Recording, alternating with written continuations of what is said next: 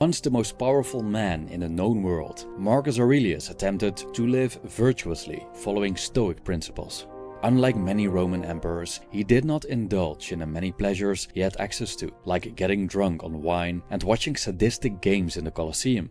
Marcus Aurelius wanted to fulfill the task fortune had given him, which was serving humanity, so he cared deeply about fulfilling his purpose.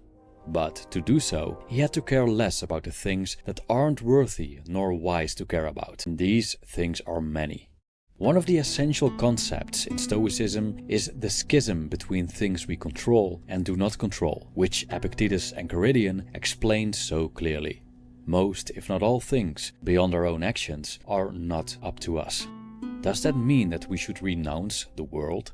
Not necessarily. But the Stoics believed that we should be realistic about our limited influence on these things, and that we create an unnecessary burden for ourselves if we aren't.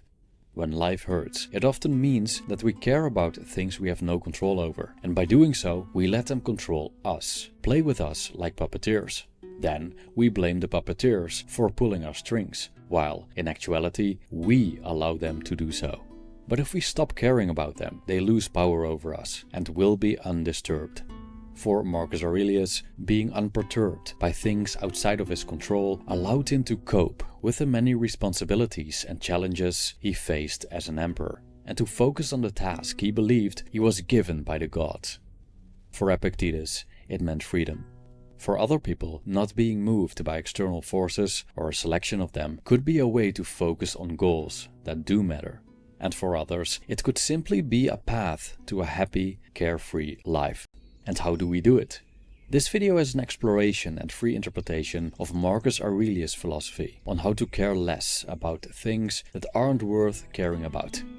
By the way, you'll find more Stoic wisdom in this book, Stoicism for Inner Peace, which contains my collected works on remaining calm and focused in these challenging times. You'll find a link in the description.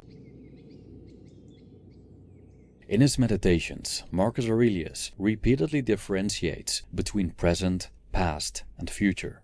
In each category, the ancient Roman emperor has valuable things to say about how we either care too much about them, or in the wrong ways, or about the wrong things. For clarity and structure, this essay is subdivided into these categories, starting with the future.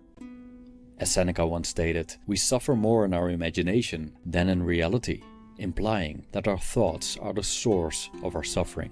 When it comes to the future, our imagination often goes wild, inventing countless scenarios of what could happen but probably never will. Beforehand, we think of ways to handle possible outcomes, while shivering because of the idea of not knowing how the future will eventually play out.